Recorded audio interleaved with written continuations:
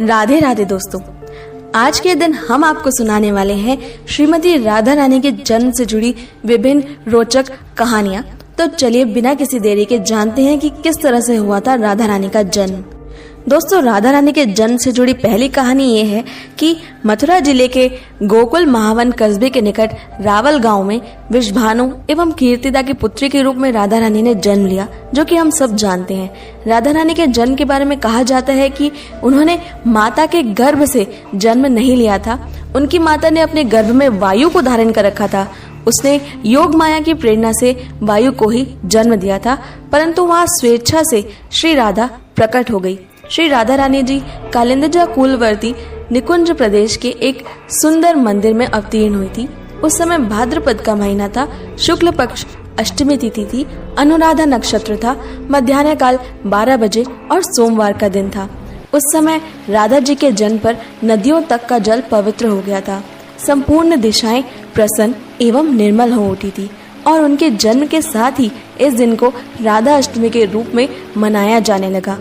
दोस्तों, राधा रानी के जन्म में श्री वृषभानु जी और कीर्तिदा इतने प्रसन्न थे कि उन्होंने बहुत सुंदर उत्सव मनाया। अपनी पुत्री के कल्याण की कामना से आनंददायिनी 2 लाख उत्तम गौएं उन्होंने ब्राह्मणों को दान में भी दी थी। राधा रानी के जन्म से जुड़ी दूसरी कहानी ये भी है कि महाराज वृषभानु और उनकी पत्नी कीर्तिदा ने अपने पिछले जन्म में भगवान ब्रह्मा से वरदान मांगा था कि अगले जन्म में उन्हें माता लक्ष्मी एक बेटी के रूप में प्राप्त हो। तब भगवान ब्रह्मा ने उन्हें यह वरदान दिया।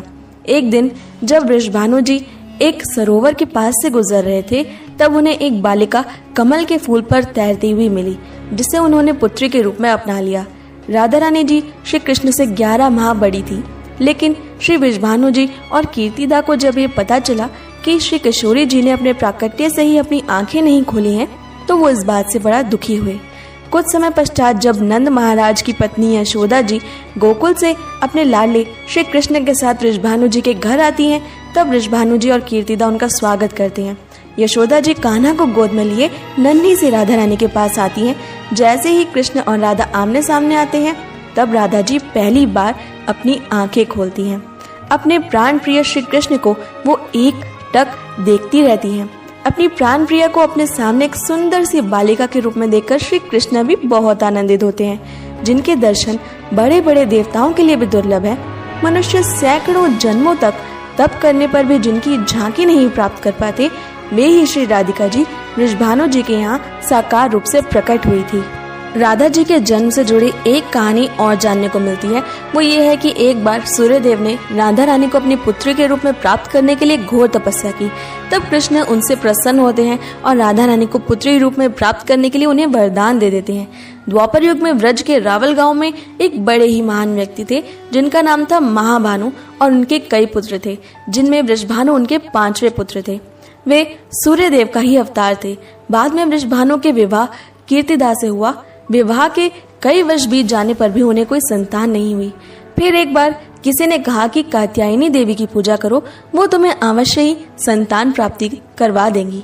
तो फिर उन्होंने यमुना के किनारे कात्यायनी देवी की पूजा की। तब उन्हें कात्यायनी देवी की आवाज सुनाई दी। कात्यायनी देवी कहती हैं कि हरि नाम के बिना तो कुछ प्राप्त नहीं होता, इसलिए तुम प्रमाणिक रूप से पहले हरि नाम ग्रहण करो। तब कात्यायनी देवी के आदेश को मानकर वृषभानु और कीर्तिदा यमुना किनारे कृत मुनि के आश्रम पर पहुंचते हैं और उनसे हरि नाम ग्रहण करते हैं, यानी कि उनसे हरि नाम की दीक्षा लेते हैं। फिर वृषभानु और कीर्तिदा निरंतर हरि नाम का जप करते रहते हैं, जिससे प्रसन्न होकर कात्यायनी देवी उनके सामने फिर से प्रकट होती हैं। इस बार उनके हाथ में एक सोने का हीरो से जड़ा हुआ बक्सा था। कात्यायनी देवी ये बक्सा उन्हें दे देती हैं, जिसके अंदर एक अत्यधिक तेजस्वी और सुंदर बालिका थी, जो और कोई न होकर स्वयं श्रीमती राधा रानी थी। इस तरह सुंदर राधा जी के जन्मोत्सव की अनेक कथाएं प्रचलित हैं। कहा जाता है कि किशोरी जी के यशगान करने से उस व्यक्ति पर भगवान श्री कृष्ण की साक्षात कृपा होती है, और जो इनके प्रेम में डूबा रहता है वो सदैव ही निकुंजवास का अधिकारी बन जाता है। उसे गोलोक वृंदावन धाम की प्राप्ति अवश्य होती है। दोस्तों, मुझे इंस्टाग्राम पर फॉलो करना बिल्कुल ना भूलें। मेरी इंस्टाग्राम आईडी है @krishna_my_soul_khushbu। अपनी इंस्टाग्राम आईडी का लिंक मैंने डिस्क्रिप्शन में दे दिया है, और यहाँ आपको जानने को मिलेंगे कान्हा के जीवन से जुड़े बेहद अद्भुत छोटे छोटे तथ्य और बेहद खूबसूरत कोट्स। आपका क्या मानना है इस मुद्दे पर हमें कमेंट सेक्शन में जरूर बताएं। और अगर आपको ये वीडियो पसंद आई तो इसे लाइक, शेयर और हमारे चैनल को जरूर सब्सक्राइब कर लें। नोटिफिकेशन बेल भी ऑन कर लें ताकि हमारी सारी नई वीडियोस की नोटिफिकेशन सबसे पहले पहुंचे आप तक। मैं मिलती हूं आपसे अगली वीडियो में, तब तक के लिए stay happy and Radhe Radhe.